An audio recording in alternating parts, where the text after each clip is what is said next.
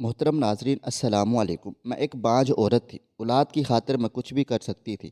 ایک دن میرے گھر کے نوکر نے مجھے دیکھ کر کہا، آپ کو بچہ ہو سکتا ہے اگر آپ میری ایک بات مانو تو۔ میں نے کہا، کیا بات ہے؟ تو اس نے کہا، اگر آپ کو بچہ چاہیے تو بچے کے لیے آپ کو میرے ساتھ ایک رات۔ کبھی کبھی انسان کے سامنے ایسی مجبوری آ جاتی ہے کہ اسے صحیح غلط کی پہچان نہیں رہتی۔ کچھ مجبوریوں کے ہوتے ہوئے وہ غلط کر بیٹھتا ہے، جس کے بعد پچھتانے کے علاوہ اس کے پاس کچھ بھی نہیں بچتا۔ اللہ تعالیٰ نے مجھے سب کچھ دیا تھا۔ میرے پاس ہر قسم کا عیش و آرام تھا، نوکر چاکر، گاڑی بنگلہ، سب کچھ تھا۔ کہنے کا مطلب تھا کہ میرے گھر میں ہر طرح کی سہولت موجود تھی، پر دولت سب کچھ نہیں ہوتی۔ مجھے ایک کمی تھی، اور وہ کمی دنیا کی سب سے بڑی کمی تھی۔ مجھے بس ایک اولاد کی کمی تھی، اور اولاد نہ ہونے کی وجہ سے میرا شوہر مجھے طلاق دے کر دوسری شادی کرنے والا تھا۔ اولاد کی خاطر میں کچھ بھی کر گزرنے کے لیے تیار تھی، کسی بھی حد تک جانے کے لیے تیار تھی۔ میرے گھر میں ایک نوکر تھا جو دیکھنے میں کافی خوبصورت اور ہٹا کٹا گبھرو نوجوان تھا۔ ایک دن اس نوکر نے مجھ سے کہا، میم صاحب، آپ کو بچہ ہو سکتا ہے، پر بچے کے لیے آپ کو میری ایک بات ماننی پڑے گی۔ میں نے کہا، کیا بات ہے؟ نوکر نے کہا، میم صاحب، بچے کے لیے آپ کو میرے ساتھ تنہائی میں کچھ وقت۔ میں صبح میں باغیچے کے اندر کرسی پر بیٹھی ہاتھ میں چائے کا کپ لے کر چائے پی رہی تھی۔ میں بہت ہی پرسکون اور خوشگوار دن تھا۔ چڑیوں کی پیاری پیاری چہچہاہٹ ہر کسی کے دل کو موم کر دیتی ہے۔ اتنی پیاری اور آرام دہ زندگی میں بھی میرے دل میں دکھ کی لہریں امڑ رہی تھیں۔ میری آنکھوں سے آنسوؤں کا سیلاب میرے اندر پھوٹ پھوٹ کر باہر آنے کو زور زور سے لوڑے لے رہا تھا۔ آج میرے شوہر نے پھر سے مجھے وہی بات کہی تھی جس کو سننے کے بعد میری طبیعت بگڑ گئی تھی۔ میرے پاس کیا کچھ نہیں تھا، خدا کا دیا ہوا سب کچھ تو تھا۔ گاڑی بنگلہ، نوکر چاکر، ہر قسم کا عیش و آرام میرے گھر میں موجود تھا۔ میرے گھر میں چھوٹے سے لے کر بڑی تک ضرورت کے حساب سے ہر سہولت موجود تھی۔ میرا شوہر ایک بہت بڑا بزنس مین تھا، جس وجہ سے گھر میں دولت کی کوئی بھی کمی نہیں تھی۔ میرے گھر میں نوکر چاکر سے لے کر مہنگی سے مہنگی گاڑی تک موجود تھی۔ میں ایک خوبصورت حسین و جمیل عورت تھی۔ میری شادی کو 5 سال ہو گئے تھے، لیکن خدا نے ابھی تک اپنی مہربانی مجھ پر نہیں دکھائی تھی۔ میری ممتا بچوں کے لیے ترستی رہتی تھی۔ میں نے ہر طرح کا علاج کروا لیا تھا، لیکن مجھے پھر بھی خوشی نہیں ملی تھی۔ مجھے ایک ایسی بیماری تھی، جب میں پریگننٹ ہو جاتی تو 5-6 مہینوں کے بعد میرا بچہ گر جاتا تھا۔ میرے شوہر نے ہر ڈاکٹر، ہر حکیم سے ہر طرح کا میرا علاج کروا لیا تھا۔ کوئی بھی ایسی دوا دارو نہیں چھوڑی تھی، اور نہ ہی کوئی ایسا دیسی نسخہ چھوڑا تھا جو میں نے آزمایا نہیں تھا، لیکن میرے ساتھ یہی سلسلہ جاری رہتا تھا۔ میں بچوں کے بارے میں دن رات سوچتی رہتی تھی، اور اکثر زیادہ تر ان خیالوں میں کھوئی رہتی تھی۔ میں کسی بھی کنڈیشن میں اب ایک بچہ چاہتی تھی۔ میں انہی سب خیالوں میں گمسم تھی کہ تبھی شیشے کی تیز چمک نے مجھے ہڑبڑانے پر مجبور کر دیا تھا۔ میں نے سامنے دیکھا تو وہ ہمارا نیا نوکر تھا۔ شیشے کے گملے صاف کرتے ہوئے وہ نوکر مجھے کچھ عجیب و غریب نظروں سے مجھے ہی گھورے جا رہا تھا، جیسے کہ اس نے پہلے کبھی عورت دیکھی نہ ہو۔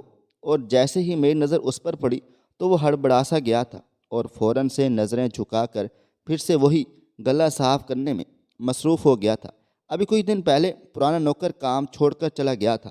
میرے شوہر نے یہ نیا نوکر کام پر رکھا تھا۔ یہ نوکر 25 سے 26 سال کا ہٹا کٹا گبرو نوجوان تھا، اور وہ ہمارے گھر کے چھوٹے موٹے کام اور میری گاڑی کی ڈرائیونگ کرتا تھا۔ مجھے کہیں بھی جانا آنا ہوتا تھا تو میں اسی کے ساتھ چلی جایا کرتی تھی، یا پھر آپ یوں سمجھ لو کہ میرے شوہر نے اسے میرے ان کاموں کے لیے رکھا ہوا تھا جو کام وہ خود نہیں کر سکتا تھا۔ میں نے جہاں بھی جانا ہوتا تو میں اسی نوجوان کے ساتھ چلی جایا کرتی تھی۔ میں نے محسوس کیا تھا کہ جب میں گاڑی کی پچھلی سیٹ پر بیٹھ کر کہیں اس کے ساتھ آتی جاتی تھی تو وہ شخص بہانے بہانے سے مجھے شیشے میں سے گھورتا رہتا تھا۔ جب میں اسے دیکھتی تو وہ فوراً سے نوکر اپنی نظریں بدل لیتا تھا۔ اس نوکر کے دل میں نہ جانے مجھے لے کر کون سی خواہش تھی۔ خیر، میرا بچہ گرنے کی بیماری کی وجہ سے میرا شوہر بھی مجھ سے تنگ آنے لگ گیا تھا۔ شوہر کیا، مجھ سے تو پوری دنیا ہی تنگ آ چکی تھی۔ میں کسی بھی محفل میں جاتی تو عورتیں مجھ سے دور دور ہونے لگتی تھیں، جیسے میں کوئی اچھوت ہوں۔ خاص طور پر پریگننٹ عورتیں تو مجھے یوں دیکھتی تھی جیسے کہ میں کوئی ڈائن ہوں، میرا سایہ بھی اگر ان پر پڑ گیا تو ان کا بچہ مر جائے گا۔ میں جانتی تھی مجھے محفلوں میں لوگ شاید اس لیے برداشت کرتے تھے کہ میرا شوہر ایک بہت بڑا امیر بزنس مین تھا، اور اس کے تعلقات کی وجہ سے سب لوگ مجھے برداشت کرنے پر مجبور تھے۔ رات کو بھی میں ایک پارٹی میں گئی ہوئی تھی، لیکن بہت سی عورتیں مجھ سے ٹھیک طریقے سے بات چیت نہیں کر رہی تھیں، کیونکہ سبھی جانتی تھی کہ جب بھی میں پریگننٹ ہوتی تھی تو 5-6 مہینے کے بعد میرا بچہ گر جاتا تھا۔ ایک عورت کے لیے یہ بہت بڑی تکلیف ہوتی ہے، 6 مہینے تک وہ اپنے پیٹ میں اپنی اولاد کو محسوس کر کے اسے پالتی رہے، اور پھر 6 مہینوں کے بعد اس دنیا میں آنے سے پہلے ہی اس کا بچہ پیٹ میں ہی مر جائے۔ یہ میرے لیے کتنے دکھ اور اذیت کی بات تھی۔ خیر، میں نے اپنے آنسو پہنچے اور ہاتھ میں پکڑا ہوا چائے کا خالی کپ ٹیبل پر رکھ دیا تھا۔ گھر میں کرنے کے لیے میرے پاس کوئی کام بھی نہیں ہوتا تھا، گھر کا سارا کام تو نوکر وغیرہ کیا کرتے تھے، اس لیے میں ہر وقت انہی خیالوں میں کھوئی رہتی تھی۔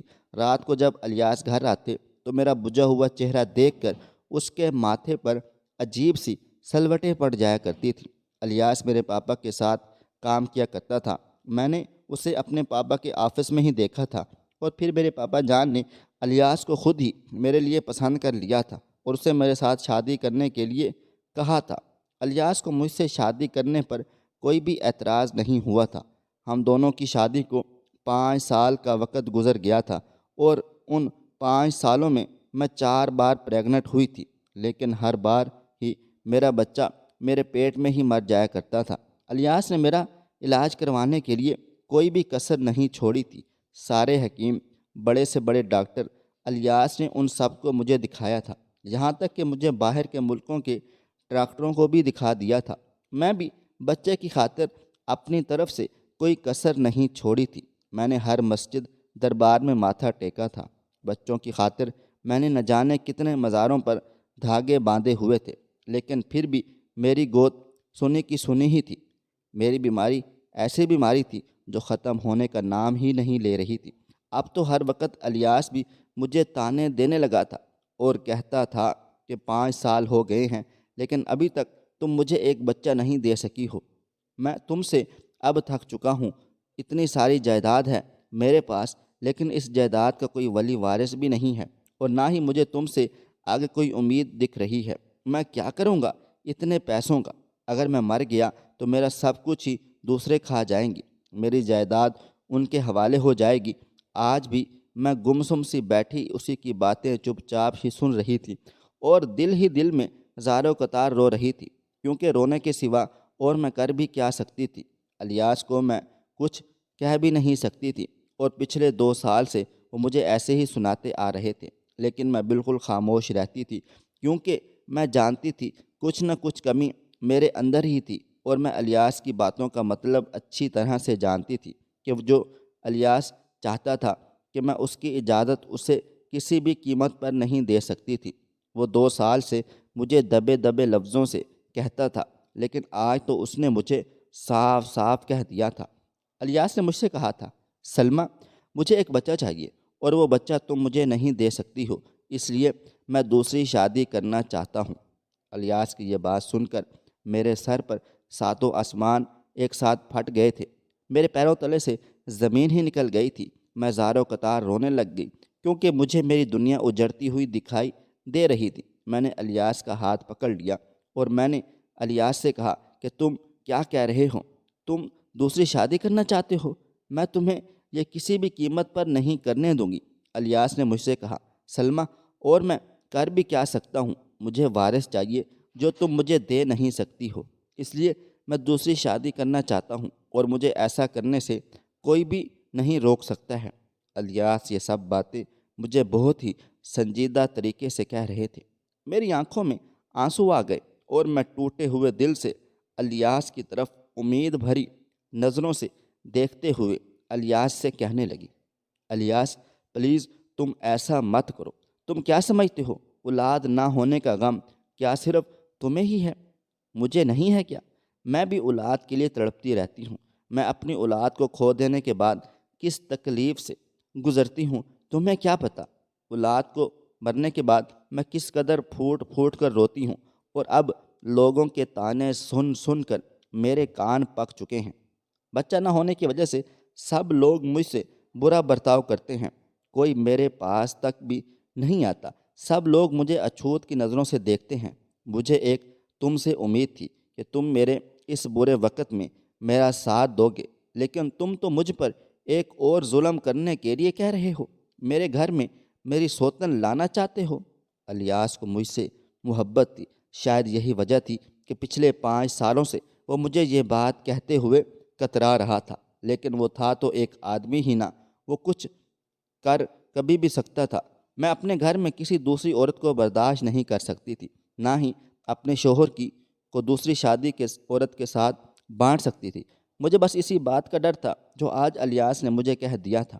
الیاس مجھ سے کہنے لگا، تم عورتوں کے پاس یہ سب سے بڑا پلس پوائنٹ ہے کہ تم عورتیں ذرا سی بات پر رو کر اپنا دل کا بوجھ ہلکا کر لیتی ہو، لیکن بتاؤ میں کیا کروں؟ مجھے اولاد چاہیے، اور وہ بھی ہر حال میں۔ اگر میں نے اور سال برباد کیے تو پھر کافی مشکل ہو جائے گی۔ میں نے کہا، الیاس تم نے جیسے جیسے چاہا ویسے ویسے تم میرا علاج کرواتے آئے ہو، اور ابھی بھی تم جو چاہو میرے ساتھ کر سکتے ہو۔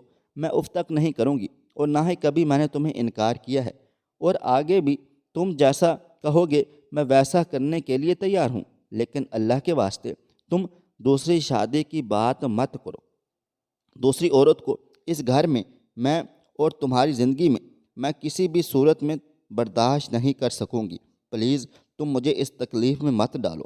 اس بار انہوں نے اپنا ہاتھ میرے دونوں ہاتھوں سے کھینچا اور اٹھ کر باہر چلے گئے تھے۔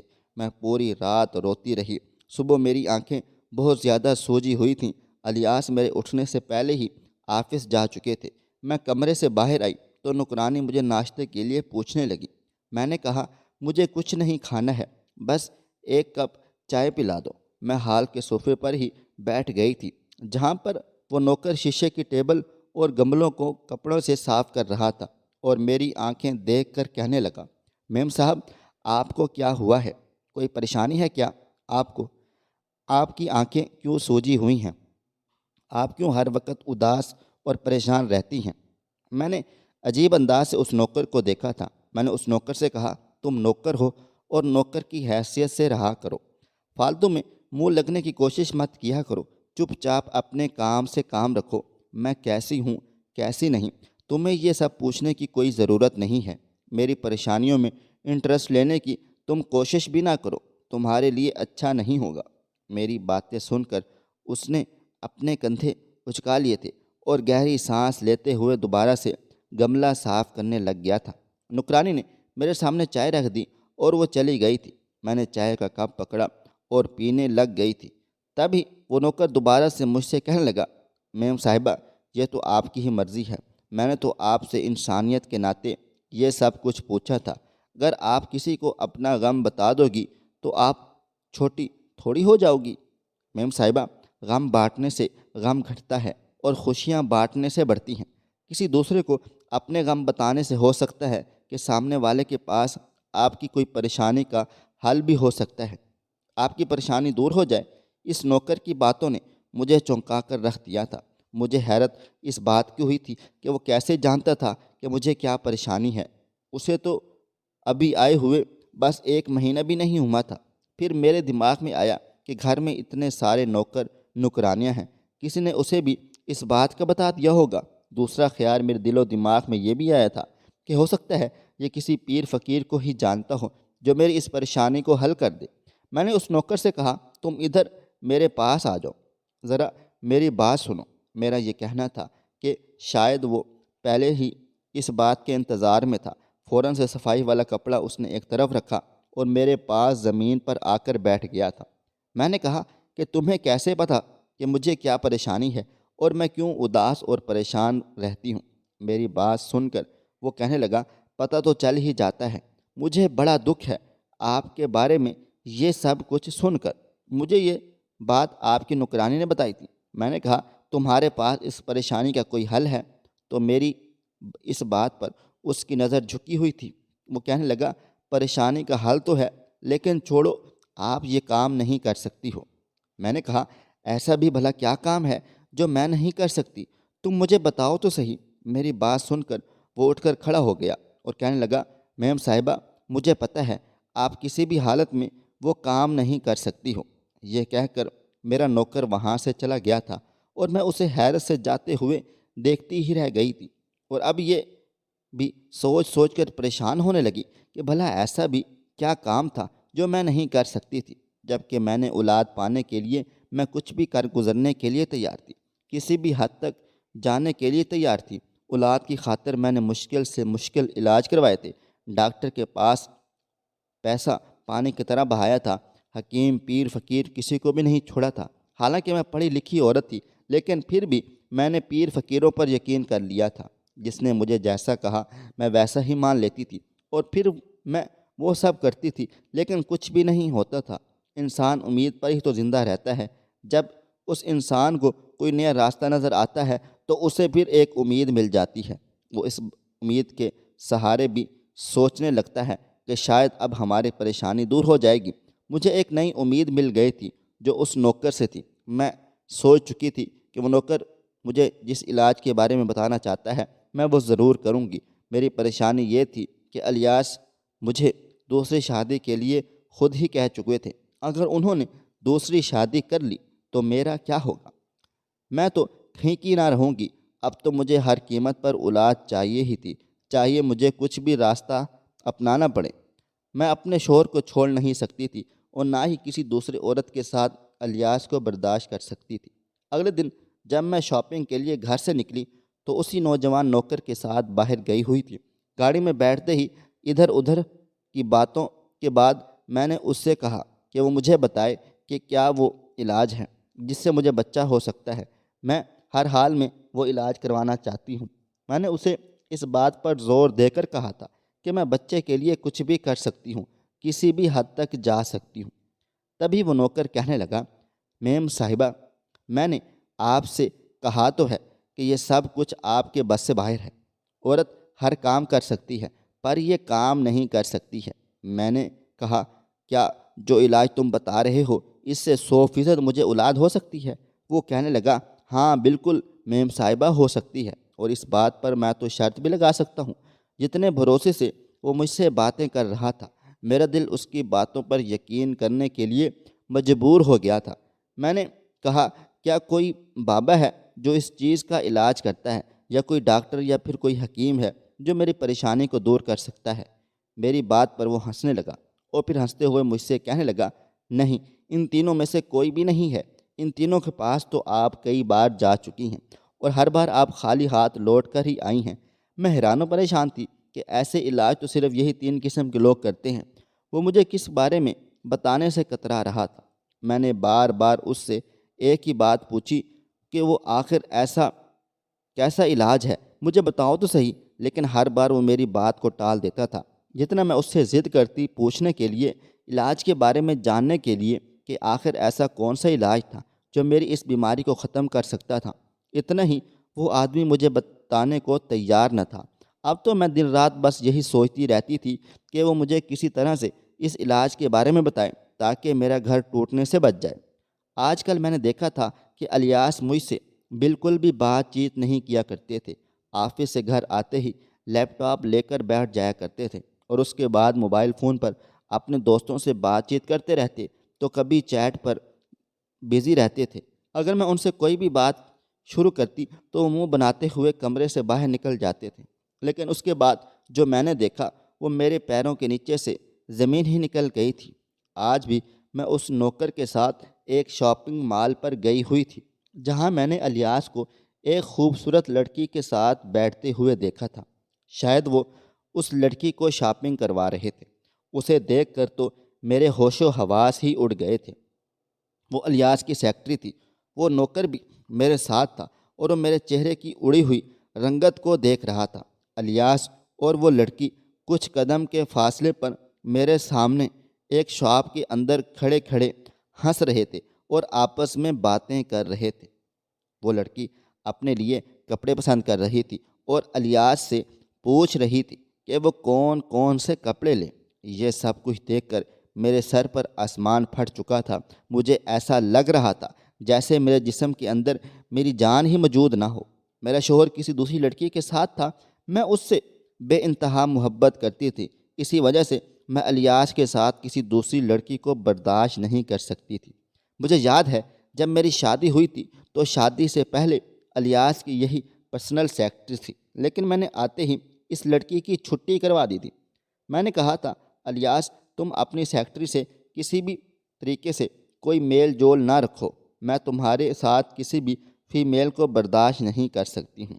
اس وقت تو الیاس نے میری بات مان لی تھی، لیکن اس وقت اسی لڑکے کو اپنے شوہر کے ساتھ دیکھ کر میرے ہوش و حواس اڑ گئے تھے۔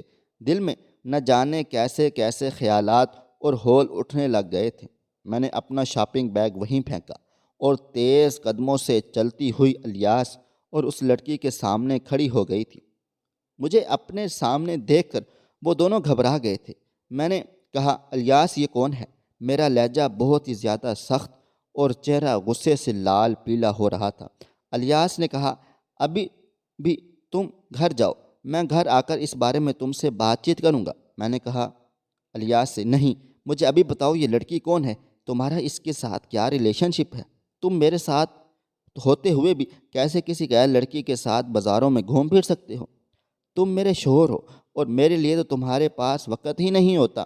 جب بھی میں تمہیں اپنے ساتھ شاپنگ کرنے کے لیے کہتی ہوں تو تم مجھے منع کر دیتے ہو اور کہتے ہو کہ تم بیزی ہو اور اس لڑکی کے ساتھ گھومنے پھرنے کے لیے تمہارے پاس وقت ہے۔ میرا غصہ ساتوں آسمانوں پر تھا۔ میرا لہجہ بھی اور زیادہ سخت ہونے لگا تھا۔ بہت سے آتے جاتے لوگ مجھے اور الیاس کو دیکھ رہے تھے۔ الیاس نے جب چاروں طرف لوگوں کو دیکھا تو مجھے غصے سے گھورتے ہوئے مجھ سے کہنے لگا، سلمیٰ، بازار میں تماشا مت لگاؤ اور گھر جاؤ۔ میں نے کہا، میں کیوں گھر جاؤں؟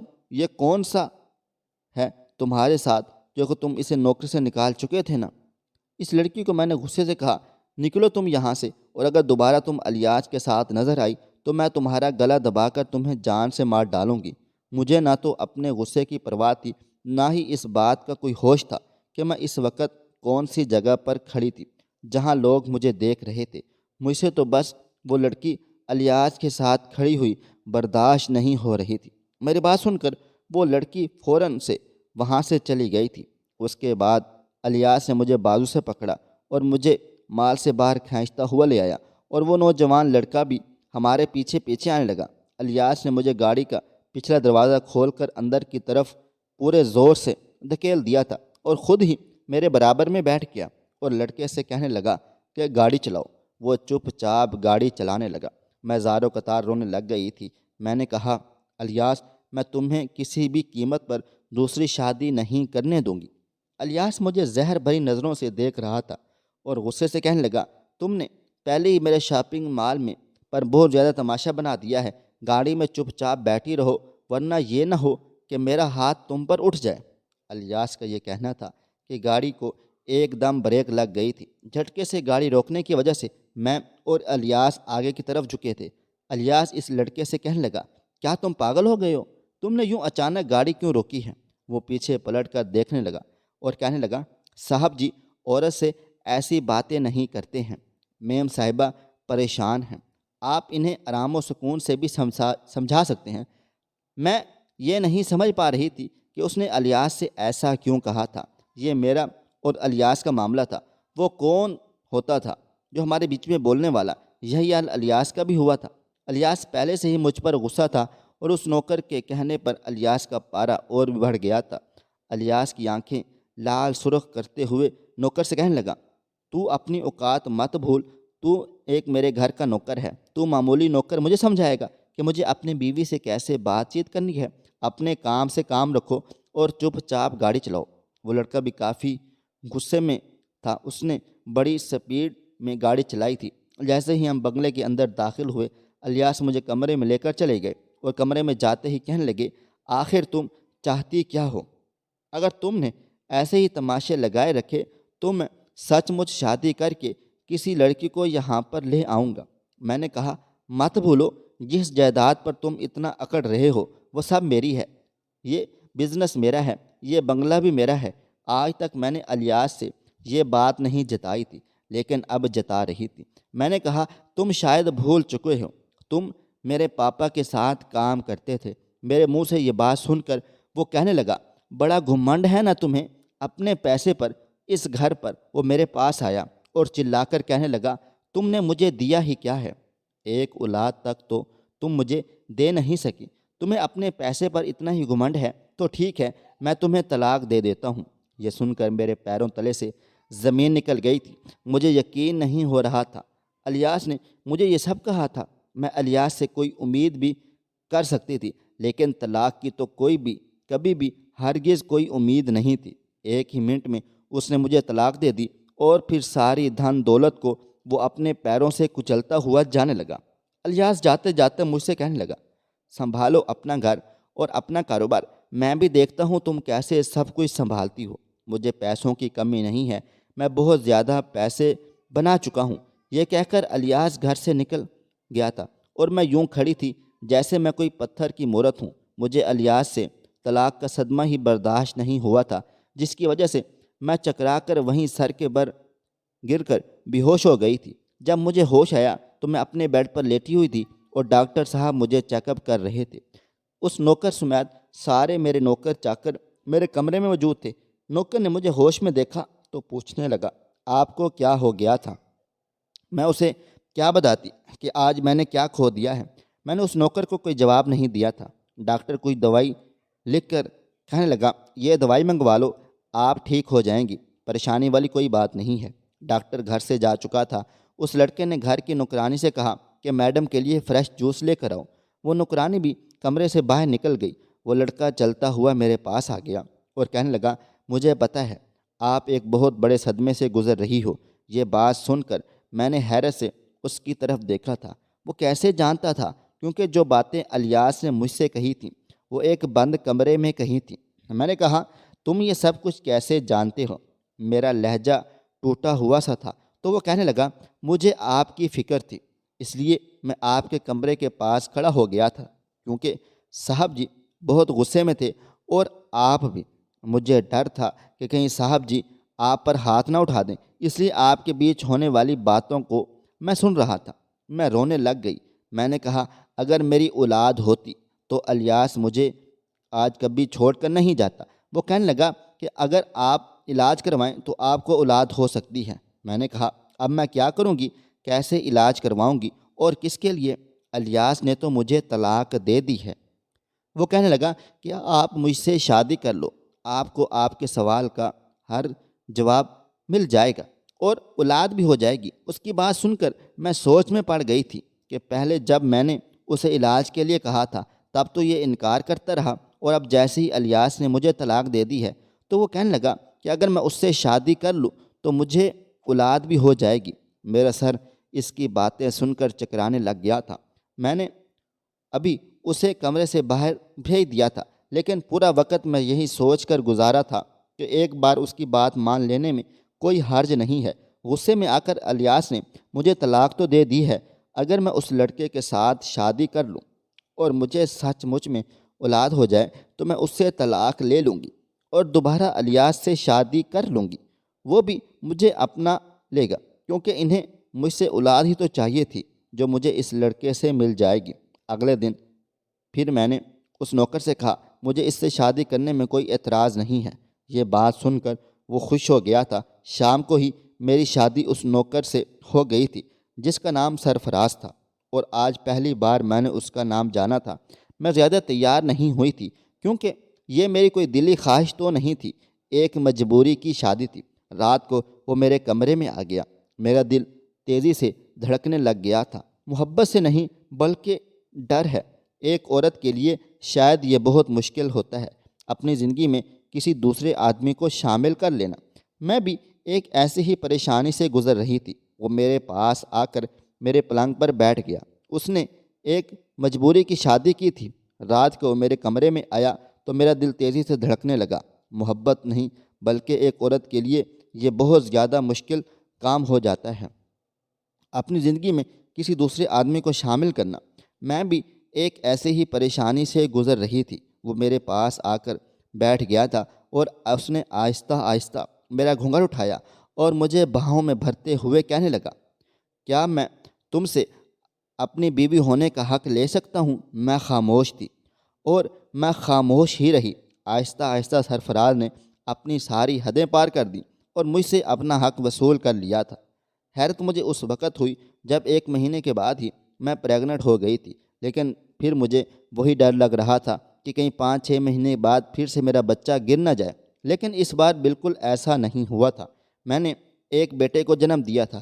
میں بہت زیادہ خوش و خرم تھی، لیکن پھر سے وہی سوالات میرے دل و دماغ میں چلنے لگ گئے تھے کہ آخر اس نے ایسا میرے ساتھ کیا کیا تھا کہ میں نے ایک زندہ بچے کو جنم دیا تھا۔ میں نے سرفراز سے جب اس بات کا ذکر کیا تو وہ مسکرا کر کہنے لگا، آپ کو اولاد چاہیے تھی نا، وہ مل گئی ہے، اب آپ کیوں پریشان ہو رہی ہو؟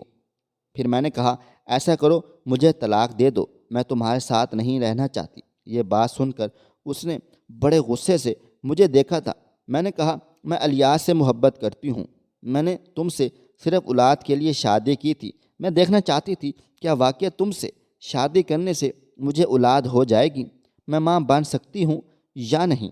بس یہی دیکھنے کے لیے میں نے تم سے شادی کی تھی اور اب میں ماں بن گئی ہوں، اس لیے میں اب تمہارے ساتھ نہیں رہنا چاہتی ہوں۔